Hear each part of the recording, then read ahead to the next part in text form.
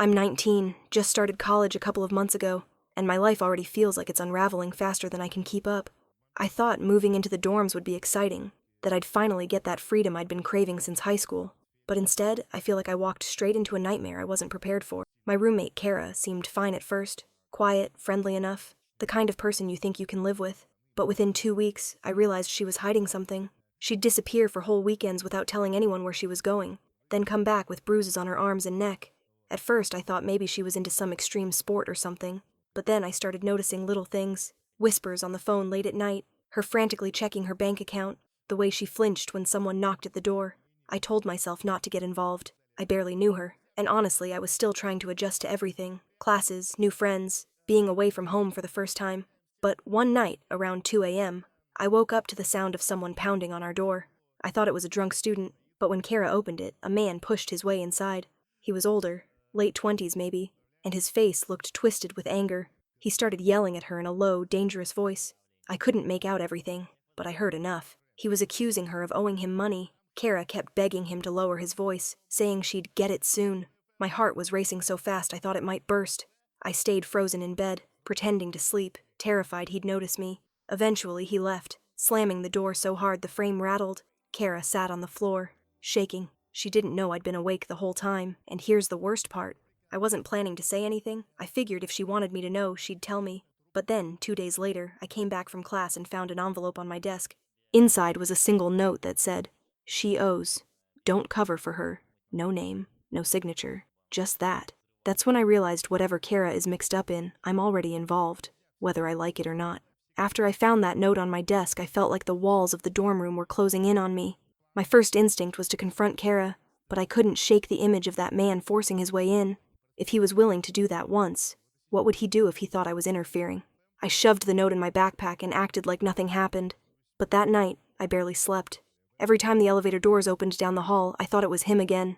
Every time Kara's phone buzzed, my stomach knotted. The next morning, I tried to casually bring it up. I asked her if she was okay, if she needed help with anything. She gave me this tired smile, the kind people use when they want to shut down the conversation without being rude, and just said she was fine.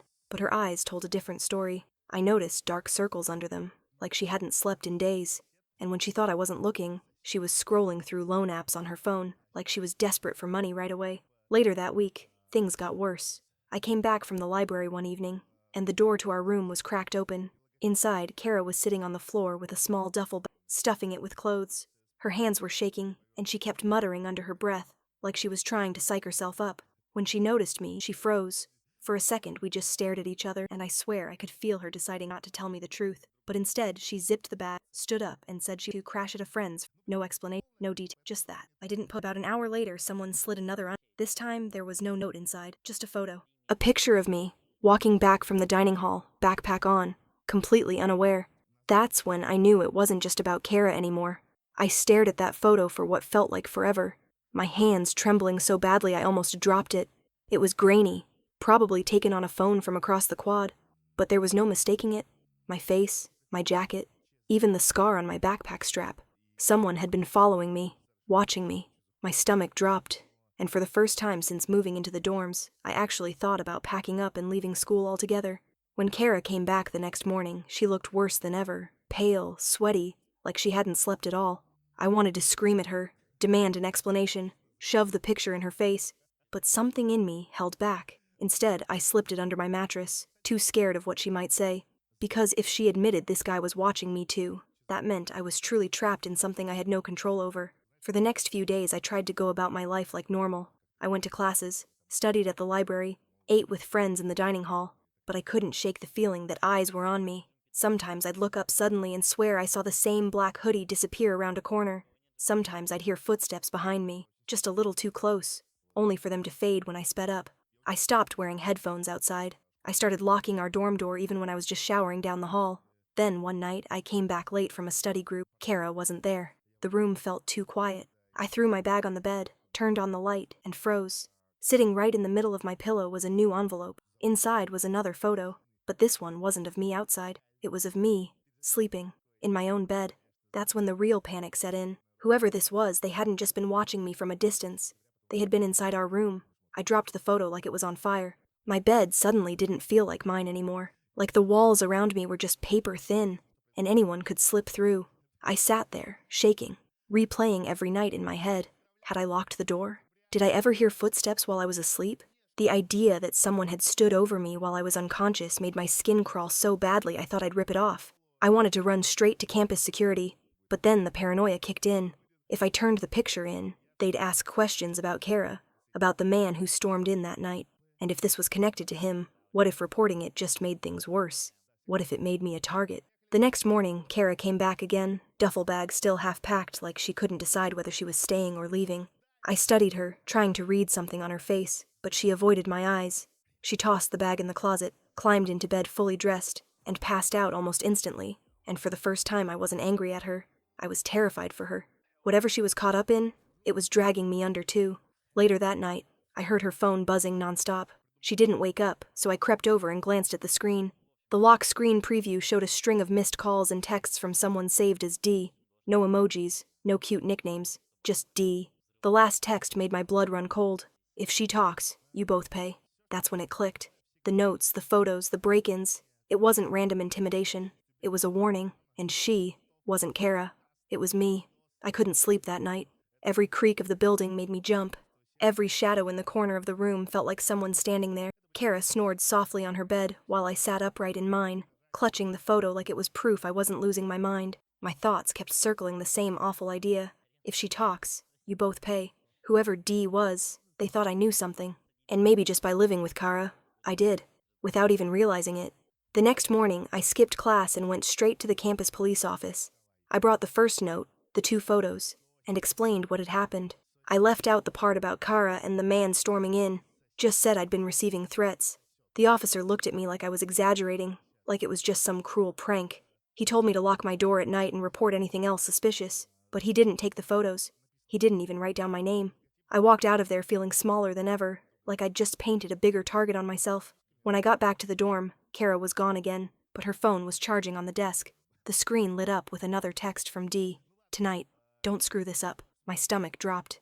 She hadn't even tried to hide it any. That evening, Kara returned, dressed differently than I'd ever seen her. Tight black dress, heavy makeup, heels that didn't look like hers. She moved quickly, didn't look at me once, just grabbed her bag and left again. I wanted to stop her, to beg her to tell me the truth, but the words stuck in. I sat alone in that room for hours, waiting, half expecting another envelope to slide under the door, but nothing. At around midnight, I finally got to get some water from the hall kitchen. When I came back, there it was, an envelope sitting dead center on my bed. This one didn't have a photo, just a note. It read, "She's running out of time, and so are you."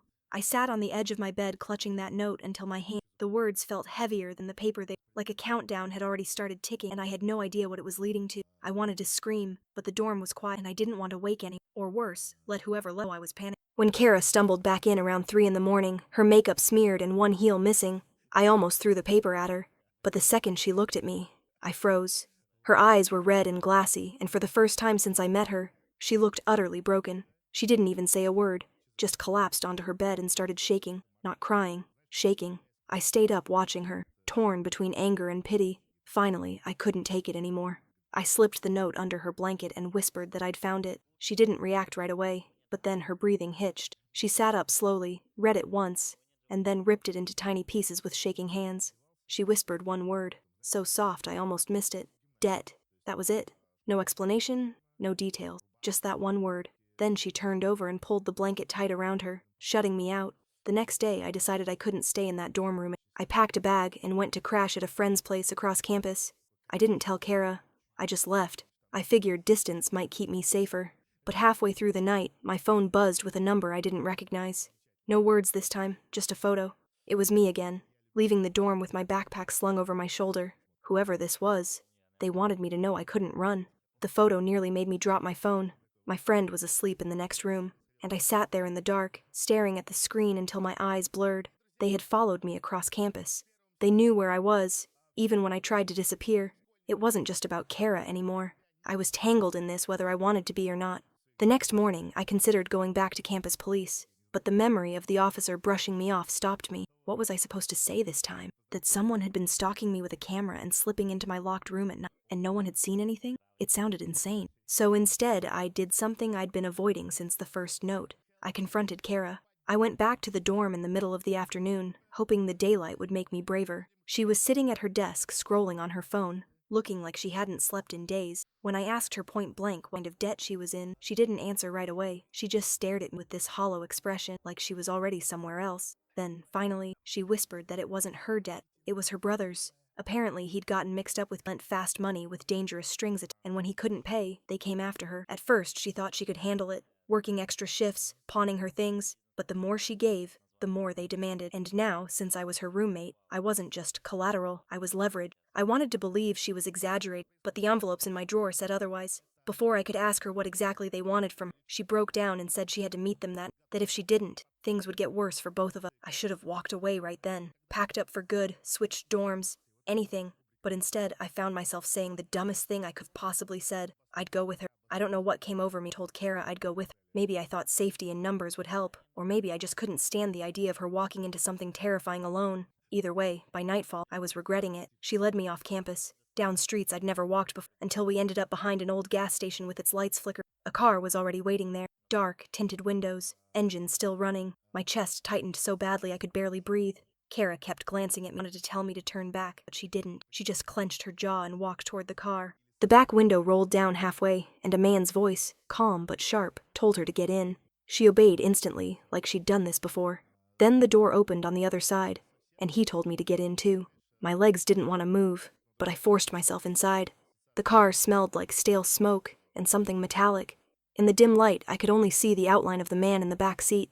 He was older, maybe mid-30s, with a scar that cut across his cheek. He didn't look at me right away. He kept his eyes on Kara. He asked if she had it, and when she shook her head, his hand twitched like he was about to hit her. Instead, he leaned back, smiled coldly, and said she had one more chance.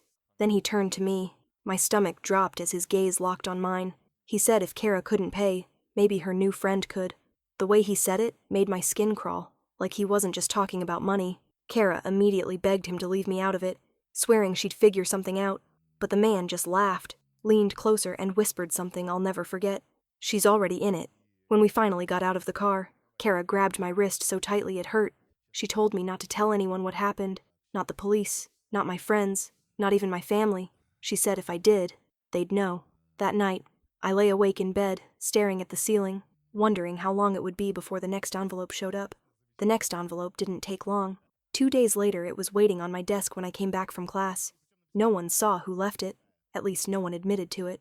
My hands shook as I opened it, but this time it wasn't a photo. It was a bill, a literal invoice, typed up like something you'd get from a company, except it had no logo, no address. Just a number in bold at the bottom, 14,500. I felt sick. Was that the debt Kara's brother owed?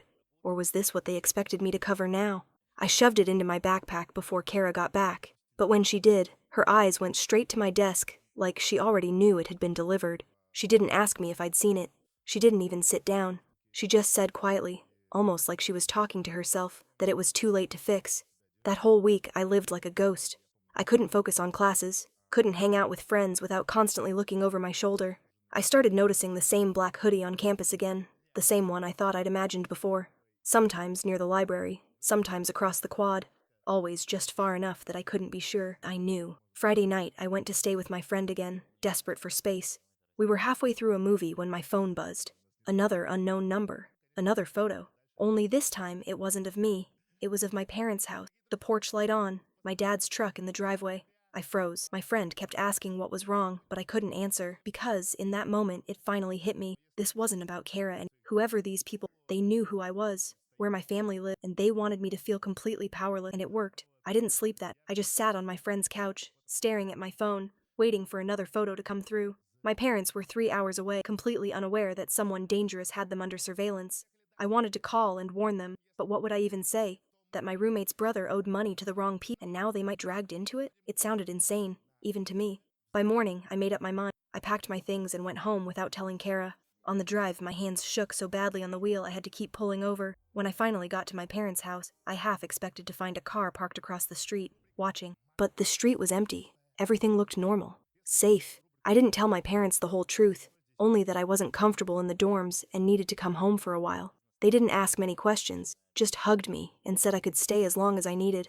That night, I finally slept. For the first time in weeks, I actually slept. But the peace didn't last. 2 days later, a small package arrived on the porch. No return address. Inside was another envelope. No note this time. No photo. Just a single item that made my blood run cold. It was my dorm room key. That's when I realized this wasn't over. Whoever Dee was, wherever Kara had gone, whatever her brother had done, I was tied into it now. They wanted me to know they could reach me anywhere.